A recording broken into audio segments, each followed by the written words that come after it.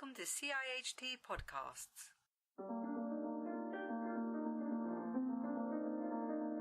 I'm with Kate Carpenter, member of CIHT Road Safety Panel and CIHT Fellow.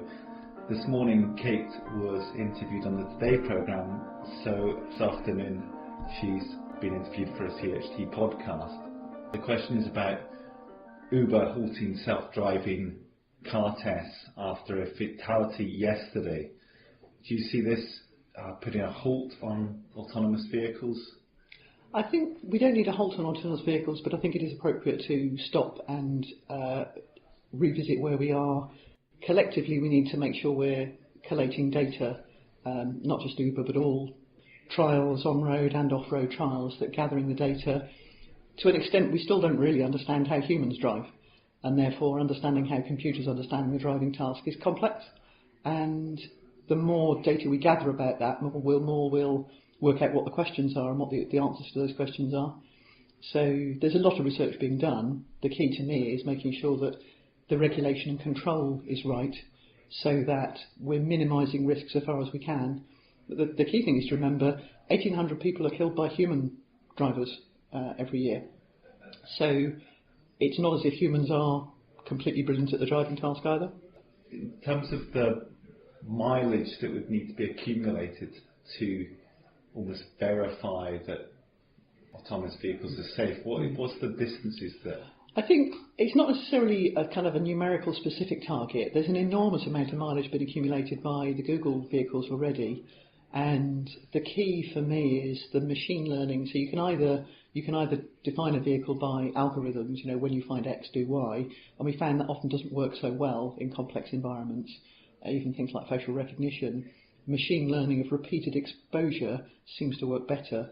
So the Oxford trial that was referenced in the CIHT lecture last year is an example of driving the network day after day in all weather conditions, all scenarios: high sun, low sun in the east, low sun in the west, rain, hail, snow, all the different scenarios. So the vehicle collates an evidence base about what the network looks like in all different conditions. You're trying to minimise the conditions that the autonomous vehicle hasn't seen. And there's always scope for that. Something might go wrong. You might be driving down a motorway and a vehicle in front of you has driven into the cones on a roadwork site, scattered the cones all over the road, and your autonomous car might say, "I've never seen anything that looks like this before," and just stop. We don't know. We need to decide what the vehicle should do when it finds something unexpected, and to have as few unexpected scenarios as possible. And that's the collective for me. So it's not really about numbers per se. It's making sure we're getting a range of scenarios so that we've got the minimum chance of the vehicle being surprised.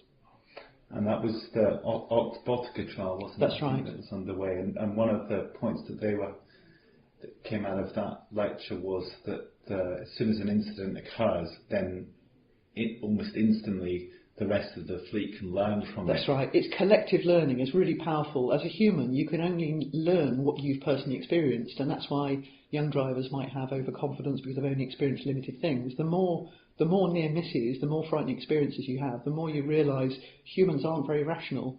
There's quite an interesting model of road user psychology called systematising and empathising model. Systematising is very calculating and analytical, and it says, when this happens, we do this. And the empathising model is more about theory of mind. That thing I see at the side of the road as a pedestrian, my experience and my understanding of what pedestrians do is they might step out unexpectedly. And actually, that empathising model is a better predictor of good safety behaviour. Although we might expect that being analytical is a better model. So it's that concept of how do we teach a computer to think like a human? And we are teaching, AI is learning theory of mind. It's doing it now. There are articles all the time in professional journals and New Scientist showing that you can teach a computer to start to think like a person. But it's complex, and we need to keep testing it, giving it more and more scenarios so it gets to learn as many things as possible. And then each vehicle that experiences a new situation for that vehicle then shares that collective knowledge with the entire system. So you get the hive mind benefit, that you get rapid improvement. Those rare unexpected events get shared with everybody. So that should be really beneficial. So there is a question of how we either adapt our network to provide for autonomous vehicles, or autonomous vehicles ensuring that they can operate within our existing infrastructure, if you like. Where do you see this going?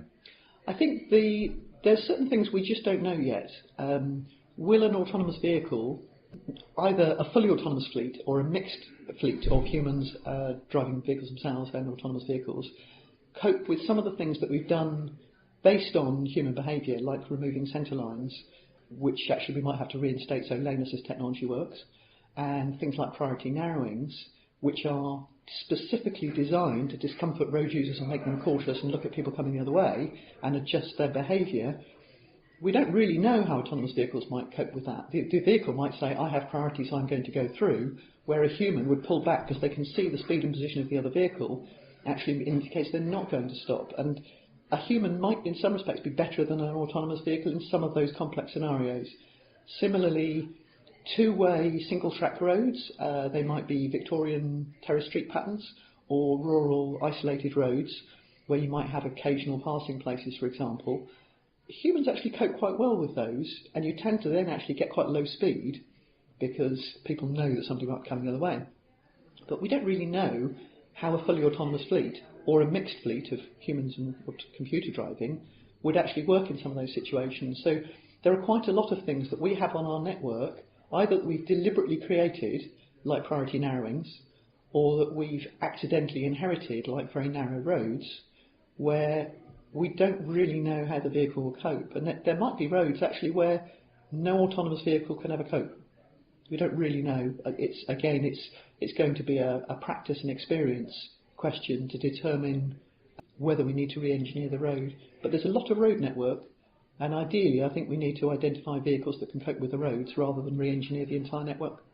And the moral questions of making a judgment in a situation, is that something that... The moral machine interests me hugely. If you search on a browser for moral machine, you'll find the Massachusetts Institute of Technology test where they're asking the question of society, essentially. Millions of people have done this test.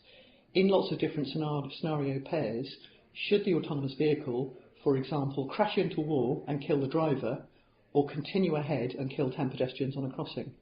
Now, mostly humans don't ever experience that in their driving lifetime, and the likelihood of a car that's never drunk or drugged or disqualified or not paying attention finding it is even less. But we still have to decide what should happen when that occurs. And most people say the vehicle should be ethical, it should be moral, i.e. it should minimise the number of people harmed, and that might mean the driver of the autonomous car is killed to protect a larger number of pedestrians, but nobody wants to buy a car that does that. So we have that inherent contradiction. What should the car regulators do? What the public say they should do, i.e. protect as many people as possible, or what the car users would want to buy, which is a car that protects them. And that's an ethical question rather than a legislative one. But it will require a legislative decision by the Department of Transport in the UK and the other bodies worldwide. And data, we've heard a lot about data and disclosure of data and so on, given recent news events. How do you see data being important in the sharing of data particularly, and learning with more widely than just within a corporation itself? I think it's critical. Again, it's the sort of hive mind collective learning, both about teaching the vehicles collectively more and more scenarios, so again you're minimising unexpected events, but also we need to learn from the mistakes and what goes badly, and companies might be resistant to sharing examples of how their vehicles didn't do what expected and how things went wrong. So we do need a regulatory environment, in my view, that requires everyone running autonomous vehicles to share all of their data. But just in the same way within the insurance industry, there might be resistance to sharing their data because it's commercially sensitive or maybe have a legal sensitivity. If we can't share that data and don't share that data, we can't get that collective learning. And it has a regulatory and road safety impact, but it requires bold decision making to require that data and to determine whether it is being shared. That could be tricky. Well, thank you very much, Kate. That's very interesting. You're very welcome. Thanks for the time.